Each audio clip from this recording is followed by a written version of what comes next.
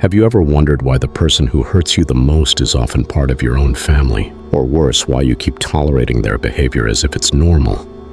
Why the moment you try to stand up for yourself, say no, set a boundary, or simply speak your truth, the roles shift and somehow you become the villain? These aren't just bad habits, these are symptoms of emotional inheritance. Here's a disturbing truth.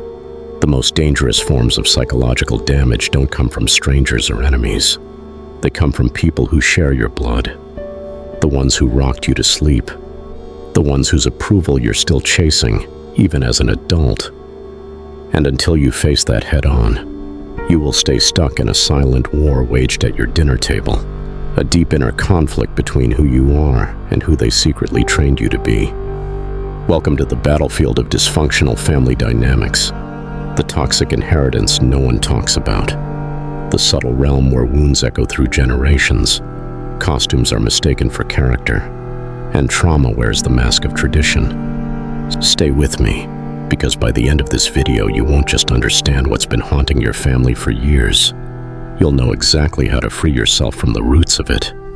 Psychologically, emotionally, spiritually. This is a psychological surgery for the soul. A deep unraveling where Carl Jung's radical insights will be your compass. And I'll be your voice as you walk through it. And if you click away now, know this. You may be walking back into the same emotional prison that's been quietly collapsing your self-worth year by year. Back into the same patterns of silence, guilt, appeasement, confusion, and spiritual suffocation. You might think it's just another video that sounds heavy, but if you stay, this one could change something. Not because I have answers, but because you've already begun asking the right questions. This isn't just another cut-off toxic people speech. No, this is deeper. This is about your shadow, your nervous system, your psychologically wounded inner child, and the terrifying truth Carl Jung dared to reveal, that the greatest burden a child must bear is the unlived life of the parents. Let that sink in, not just in your mind, but in your chest, in your stomach, in the place where you've been carrying emotional weight that never belonged to you. Now ask yourself, whose unlived life are you carrying, and does the weight belong to you? Or to a broken lineage that quietly made you its scapegoat? Is your struggle with confidence the result of your own failure, or a mother's insecurity disguised as overprotection? Is your fear of confrontation truly yours, or a father's rage that trains silence as safety? Is your yearning to be loved connected to your essence, or just a repetition of trying to earn affection from an emotionally immature caregiver? Let me tell you a story. Imagine a child, let's call her Emily. Bright-eyed, perceptive, full of love, observant, deep, intuitive, sensitive. But her mother, cold, critical, and wounded, cuts her down at every moment of expression. Subtle put-downs, backhanded comments, gaslighting so refined that it sounded like concern, jealousy she would never admit. Emily learns not to be too much, not to cry, not to dream too loud, not to ask why. Her words get stuck. Her body holds the energy of suppression. It cries out in tension and guilt. Her father, present physically, but emotionally absent. A ghost in his own house. He avoids conflict. He lets it happen. She grows up without a sense of being seen. And the tragedy, she doesn't even know it wasn't her fault. Years later, Emily becomes a successful adult. On the outside, she's polished, accomplished, admired. But something's wrong. She over-apologizes. She hesitates before expressing anything real. She trembles under criticism. She finds herself in relationships where she is overlooked or used, romantic, professional, even platonic. The voice in her head isn't hers. It's her mother's, saying, "You think you're special?" That's not a memory. That's a program.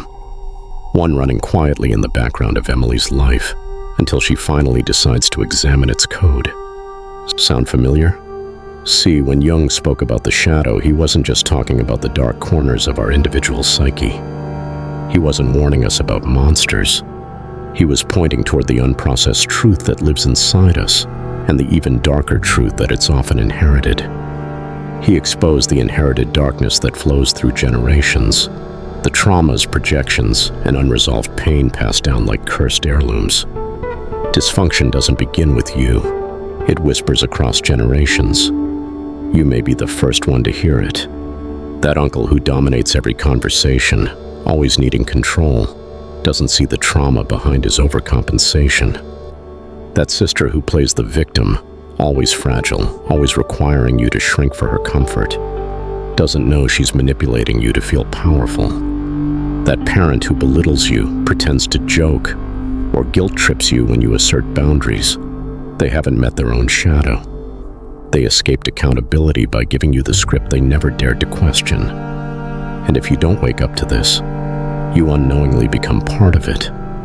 Not because you're broken, but because you're repeating a script that was handed to you before you even knew what the words meant.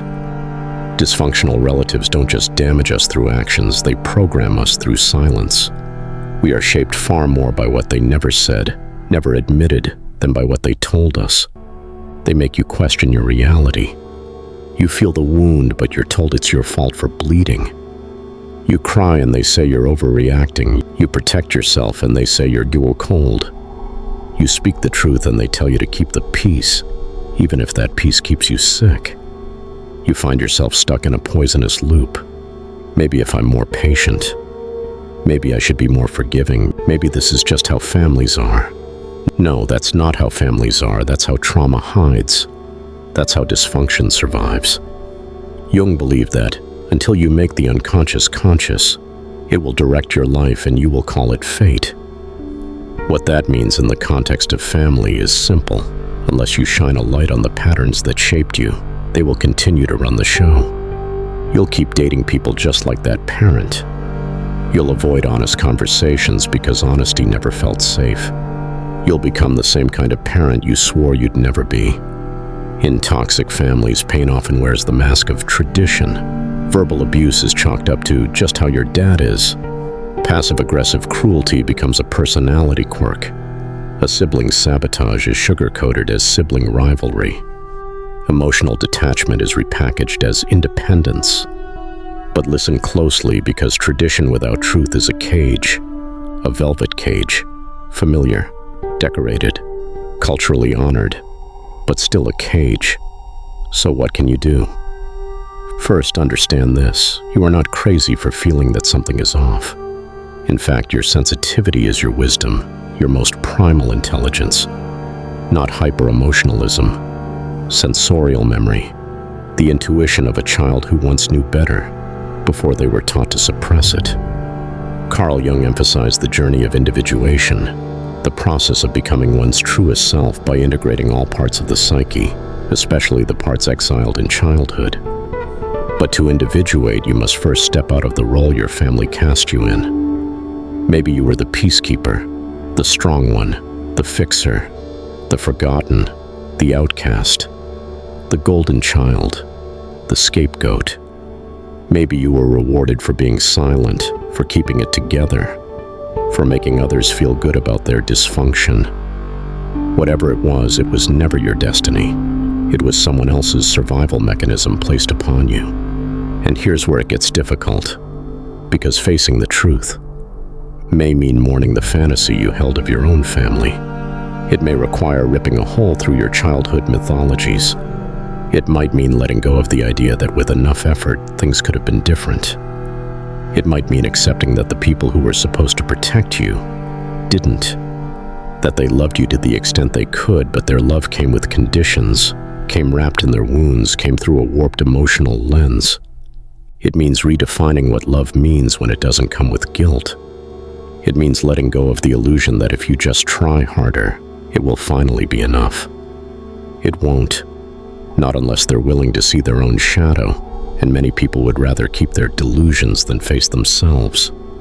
So you must make a choice, a real one. Not just a decision of thought, but of allegiance.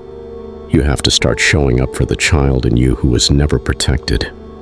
Not by waiting for an apology that may never come, but by giving yourself the language, the truth, the permission, the boundaries, the peace, and the life that child never had. Let me ask you something. Have you ever made yourself small just to stay in the room? Have you ever swallowed your truth? Not because it wasn't valid, but because you knew someone at the table would twist it into a weapon. Have you ever been so good at managing someone else's emotions that you forgot how to feel your own? That's not love, that's survival. Behavior like that doesn't come from nothing. It comes from years of conditioning where anger was dangerous, where truth was punished, where love had terms and contracts attached to it. And yet we're told to pretend, to be grateful, to let it go. We're taught to betray ourselves for the comfort of others, and then feel proud for not making things worse. But why does nobody talk about the grief that comes not from death, but from surviving a family that never really saw you? We're told grief is something that happens when someone passes away, but there's another kind of grief. A quieter, more surreal kind. The grief of letting go of who you were taught to be. Of realizing that the people who raised you couldn't love all of you. The grief of breaking unspoken rules and expectations that were never fair to begin with. The grief of unhooking yourself from emotional contracts your heart signed in childhood, before your voice was even fully formed. We live in a culture that idolizes the word family, as if it's automatically sacred, as if blood should always override truth. But let's be honest. Without love, respect, and conscious growth, family is just another form of captivity. You can love someone and still walk away. You can have compassion and still never speak to them again. You can forgive deeply and still say, "This conversation is over."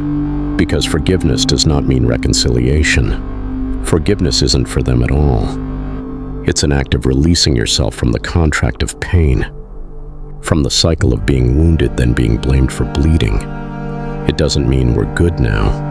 It means I choose peace in my body, even if you never acknowledge what you did to it. Sometimes forgiveness sounds like silence. Sometimes it sounds like no. It often sounds like disobedience to those who depend on your compliance. And if you've been conditioned to be the good one, the nice one, the understanding one, saying no might feel like setting fire to your entire identity. But the truth is, you are allowed to outgrow people who refuse to grow, even if they share your DNA, even if they love you. Because love isn't always healthy. Love can be riddled with control, unspoken rules, dependency, and projection. And sometimes healing requires distance, not because you don't love them, but because you finally love yourself more. I know what you might be thinking, but what if they change? What if I change enough to finally fix things? What if I just say it differently, more softly, more respectfully? Will they hear me then? It's noble to hope. It's human to hope. It's innocent, beautifully, tragically innocent to keep trying. But hope is not a substitute for boundaries. Carl Jung once said, "Neurosis is always a substitute for legitimate suffering." Think about that. How often do we try to fix what's not working rather than face the heartbreak of accepting that it never will? We make ourselves sick with anxiety. We rehearse conversations in our heads. We walk on eggshells, clench our jaws, hold back tears, all in the name of avoiding an even deeper pain. But avoidance is not healing. Denial is not peace. When we cling to toxic relatives out of guilt or obligation, we trade real healing for chronic pain. And the cost is cumulative. It adds up in your bones, your breath, your sleep, your relationships, your ability to trust. And sometimes, to truly grow, you have to grieve the family you never had, so you can create the one you deserved. That doesn't always look like cutting everyone off. That doesn't always mean confrontation. It means clarity, integrity, knowing where you end and they begin. It may mean finding family and friends in kindred spirits, in chosen community, in people who see you with clean eyes, not eyes fogged by memory or guilt or control. It may mean being your own parent, your own protector, your own safe space. Because the truth is, you do not owe your suffering to someone else's refusal to evolve. You do not owe your warmth to someone who uses that warmth to manipulate you. You do not owe your understanding to someone who has weaponized your empathy. You do not owe your silence to maintain a lie. And most of all, you do not owe your empathy to their narcissism. Let that sentence echo inside you. Say it again if you need to. Write it somewhere. Feel it in your body. Because emotional maturity, true psychological adulthood, means protecting your peace, even if it bruises someone else's ego. Because egos don't shatter from truth, they shatter from illusion. And you were never responsible for their illusion of who they think you should be. You were never created just to manage someone else's fragility. You were not born to be the emotional janitor of the people who chose not to face their own shadow. There's a deeper lesson here, one that haunts us, one that Jung leaves us with gently, fiercely, unmistakably. The family patterns we won't face become the prison of our soul. And make no mistake, patterns are alive. They move through us, shape our behavior, write our stories. But there's a flip side to this truth, a light at the edge of the shadow. The patterns we break become the legacy of our children, of our inner children, of our next incarnation, of the world itself. Because every single time you choose integrity over legacy, you heal something in the collective field. Every time you tell the truth, you give permission to someone else to wake up. Every time you say no more, you echo liberation through the bloodline itself. When you confront dysfunction, when you name it, when you stop apologizing for outgrowing it, when you walk away from what dishonors your dignity, when you speak what was once unspeakable, you don't just heal yourself, you create space for others to heal. You send a ripple through the unconscious of generations, backward and forward. Suddenly, the silent child inside you is no longer invisible. Suddenly, your existence becomes a refusal to cooperate with silence. Suddenly, your story is not just survival, it's transformation. Not just endurance, but alchemy. The creation of something new from the ashes of what they tried to bury in you. And that is the quiet revolution Carl Jung was pointing to. That the shadow is not evil, it's abandoned truth. It holds what families buried, what cultures repressed, what lineages feared. When you say enough, when you hold that pain in your hands and declare it no longer yours to carry, you are not just healing the wound, you are reclaiming the soul. You are completing a cycle that may have begun generations ago. A cycle of silence, of shame, of fear, of unmetabolized trauma, of unfinished grief. You are the turning point, the pivot, the sacred disruption. Know your shadow, so you don't pass it on. If you've made it this far, I want to know who truly understood the message. Leave the phrase "I end the cycle" in the comments, and let's see how many of you really grasp what it means to break generational dysfunction with courage and clarity. If this video made you question something, if it made you see things from a different angle, like and subscribe, because this is just the beginning. I'll see you in the next video. And remember, sometimes peace means choosing truth over loyalty and self-respect over tradition.